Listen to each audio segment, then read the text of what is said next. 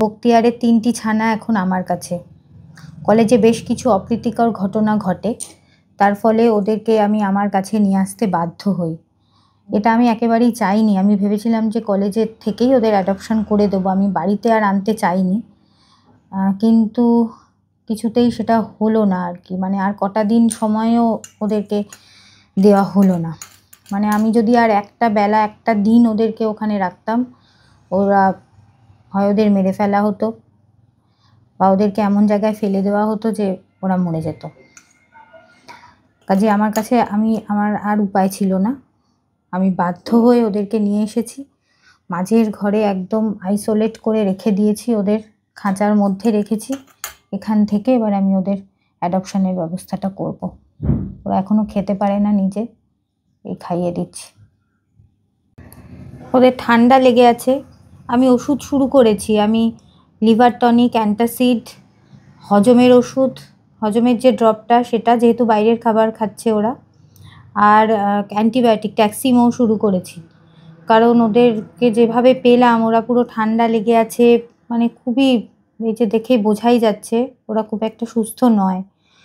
এবার আমি চেষ্টা করব, এর বাইরে আমার কিছু করার নেই। তার কারণ হচ্ছে যে ওদেরকে আমি এটা দেখতে পারবো না যে ওদেরকে ফেলে দেওয়া হচ্ছে, ওদের মায়ের থেকে দূরে সরিয়ে নিয়ে গিয়ে ফেলে দেওয়া হচ্ছে বা মেরে ফেলা হচ্ছে, এগুলো আমার পক্ষে দেখা সম্ভব নয়। আমি তাহলে পাগল হয়ে যাব, আমাকে অ্যাসাইলামে দিয়ে দিতে হবে আমি যদি এটা সহ্য করি। তাই আমাকে এই দায়টা নিতে হবে, আমাকে এই সমস্ত দায়িত্ব নিতে হবে। আমি চেষ্টা করব। আমি জানি রিস্কি।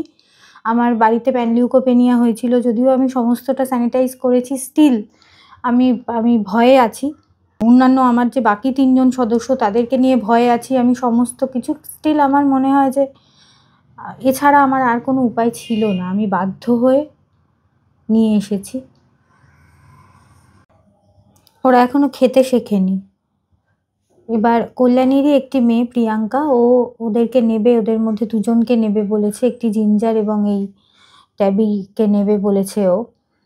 তো ওকে দেখি, ওকে পুরো বিষয়টা আমায় জানাতে হবে যে ওরা খেতে শেখেনি এখনও। কারণ আমি ভেবেছিলাম যে আর 1-2 সপ্তাহ পরে দেব, কিন্তু যেহেতু ওর এক্সপিরিয়েন্স নেই, এবার এই ড্রপারে করে খাওয়ানো, 2 ঘন্টা অন্তর খাওয়ানো, তারপরে এতগুলো ওষুধ চলছে, সেই জিনিসগুলো পারবে কি না মেনটেন করতে সেটা আমাকে ভালো করে জেনে নিতে হবে। তারপরেই আমি ওর হাতে ওদেরকে দেব। আর নয়তো কটা দিন রেখে আমি ওদেরকে ডিওয়ার্মিংটা করিয়ে তারপরে ওর কাছে দেব। সেটা আমি এখনও ডিসিশান নিইনি। আমি খুব ভালো করে মেনটেন করছি। আমি এই ঘর থেকে যখন বেরোচ্ছি ফুল স্যানিটাইজ করছি নিজেকে, সমস্ত কিছু করেই আমি মেনটেন করছি। তারপরে আমি বাদবাকি বেড়ালদেরকে ধরছি, জামা কাপড় ছেড়ে সমস্ত যা যা করার, যা অ্যাকচুয়ালি আমি প্যানলিউকোপেনিয়ার সময় আমি যা মেনটেন করেছি ওদের ক্ষেত্রেও তাই করছি। ওরা হয়তো প্যানলিউকোপেনিয়ার পেশেন্ট নয়, ওরা সেটা নয়, কিন্তু তবু ওরা বাইরে থেকে এসেছে, কাজেই ওরকম করে তো সম্ভব নয়। আমার যা দুর্বিষহ অভিজ্ঞতা হলো আর কি, আর তারপরে আমি এখন আরও বেশি ভয় পাই সমস্ত কিছুতে। ওরা নয়তো এইভাবে এসেছে, ওরা হয়তো আগের আমি হলে আমার বুকেই ঘুমাতো, কিন্তু এখন আমি বুঝে গেছি যে না, বিষয়টা এরকম নয়। তাই আমি ওদেরকে পুরো আইসোলেট করে খাঁচায় রেখেছি। এই আছে 3 ভাই, দেখা যাক ওদের ভাগ্যে কি আছে।